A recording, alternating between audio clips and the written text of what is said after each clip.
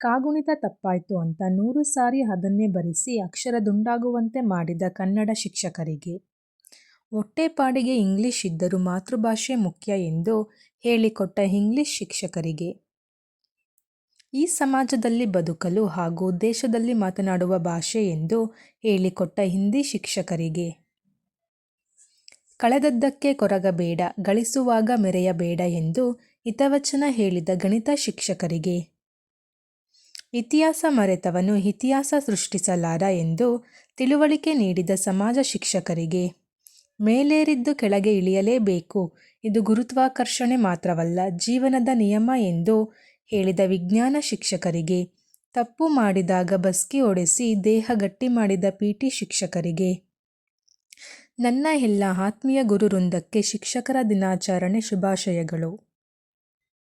ನಮೋ ಗುರುದೇವೋ ಭವ. ಗುರು ಎಂದರೆ ಬರಿಯ ವ್ಯಕ್ತಿಯಲ್ಲ, ಅವರು ಅಜ್ಞಾನದ ಕತ್ತಲೆಯಿಂದ ಸುಜ್ಞಾನವೆಂಬ ಬೆಳಕಿನೆಡೆಗೆ ಕರೆದೊಯ್ಯುವ ಶಕ್ತಿ. ಅಜ್ಞಾನದ ಕತ್ತಲೆ ಕಳೆದು ಸುಜ್ಞಾನದ ಕಡೆಗೆ ಕರೆದುಕೊಂಡು ಹೋಗುವ ಶಕ್ತಿಯೇ ಗುರು. ಶಿಕ್ಷಕರು ಜ್ಞಾನದ ಬೆಳಕು ಆಗಿದ್ದಾರೆ, ಯಾವ ಕತ್ತಲೆಯಲ್ಲೂ ನಮ್ಮನ್ನು ಪ್ರಕಾಶಕ್ಕೆ ಕೊಂಡೊಯ್ಯುತ್ತಾರೆ. ಈ ಪ್ರಪಂಚದಲ್ಲಿ ಜ್ಞಾನಕ್ಕಿಂತ ಮಿಗಿಲಾದ ವರವಿಲ್ಲ ಮತ್ತು ಗುರುವಿಗಿಂತ ದೊಡ್ಡವರು ಮತ್ತೊಬ್ಬರಿಲ್ಲ.